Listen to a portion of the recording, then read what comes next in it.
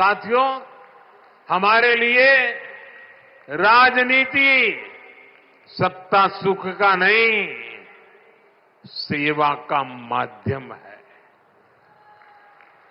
जनता की भी सेवा का माध्यम और देश की सेवा का भी माध्यम। इसलिए भाजपा जो कहती है उसे डंके की चोट पर करती भी है। हरियाणा में तीसरी बार सरकार बनने के बाद हम लगातार आपसे किए वायदे पूरे कर रहे हैं। लेकिन कांग्रेस शासित राज्यों में क्या हो रहा है? जनता से पूरा विश्वासघात। पड़ोस में देखिए, हिमाचल में जनता कितनी परेशान है। विकास के, जन कल्याण के सारे काम ठप पड़े हैं। कर्नाटका में बिजली से लेकर दूध तक, बस किराए से लेकर बीज तक, हर चीज महंगी हो रही है। मैं सोशल मीडिया पर देख रहा था, कर्नाटका में कांग्रेस सरकार ने जो महंगाई बढ़ाई है, भांति भांति के टैक्स लगाए हैं। सोशल मीडिया में लोगों ने बड़ा आर्टिकुलेट किया है और उन्होंने कहा है, और ए टू जेड पूरी एबीसीडी और हर अक्षर के साथ कैसे कैसे उन्होंने टैक्स बढ़ाए, उसका ए टू जेड पूरा लिस्ट बना करके ये कर्नाटक की कांग्रेस सरकार की पोल खोल के रखी है। खुद वहां के मुख्यमंत्री के करीबी कहते हैं कि कांग्रेस ने कर्नाटका को करप्शन में नंबर 1 बना दिया। साथियों, तेलंगाना की कांग्रेस सरकार भी जनता से किए वादे भूल गई है। वहां कांग्रेस, वहां की सरकार जंगलों पर बुलडोजर चलवाने में व्यस्त है। प्रकृति को नुकसान, जानवरों को खतरा, यही है कांग्रेस की कार्यशैली। हम यहां कचरे से गोवर्धन बनाने के लिए मेहनत कर रहे हैं और वो बने बनाए जंगलों को उजाड़ रहे हैं। यानी सरकार चलाने के 2 मॉडल आपके सामने हैं। एक तरफ कांग्रेस का मॉडल है जो पूरी तरह झूठ साबित हो चुका है, जिसमें सिर्फ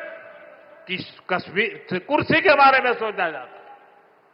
दूसरा मॉडल बीजेपी का है जो सत्य के आधार पर चल रहा है, बाबा साहब आंबेडकर ने दी हुई दिशा पर चल रहा है, संविधान की मर्यादाओं को सर आंखों पर चढ़ा के चल रहा है और सपना है विकसित भारत बनाने के लिए प्रयास करना।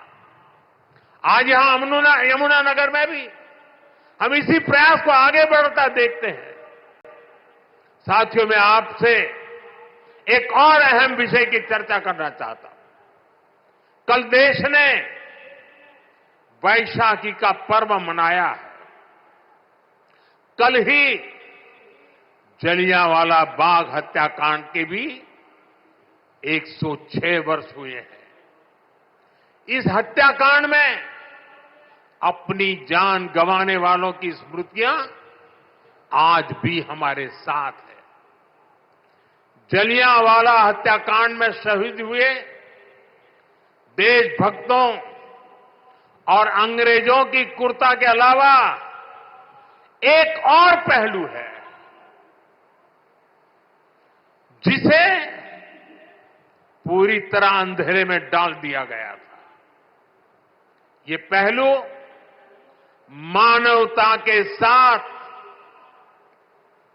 देश के साथ खड़े होने के बुलंद जज्बे का है। इस जज्बे का नाम शंकरन नायर था। आपने किसी ने नहीं सुना होगा, शंकरन नायर का नाम नहीं सुना होगा, लेकिन आजकल इनकी बहुत चर्चा हो रही है। शंकरन नायर जी एक प्रसिद्ध वकील थे और उस जमाने में 100 साल पहले अंग्रेजी सरकार में बहुत बड़े पद पर विराजमान थे। वो सत्ता के साथ रहने का सुख, चैन, मौज सब कुछ कमा सकते थे, लेकिन उन्होंने विदेशी शासन की क्रूरता के विरुद्ध जलियांवाला बाग की घटना से व्यथित होकर मैदान में उतरे। उन्होंने अंग्रेजों के विरुद्ध आवाज उठाई। उन्होंने उस बड़े पद से लात मार करके इसे छोड़ दिया। केरल के थे, घटना पंजाब में घटी थी। उन्होंने जलियांवाला बाग हत्याकांड केस लड़ने का खुद ने फैसला किया। वो अपने दम पर लड़े, अंग्रेजी साम्राज्य को हिला कर रख दिया।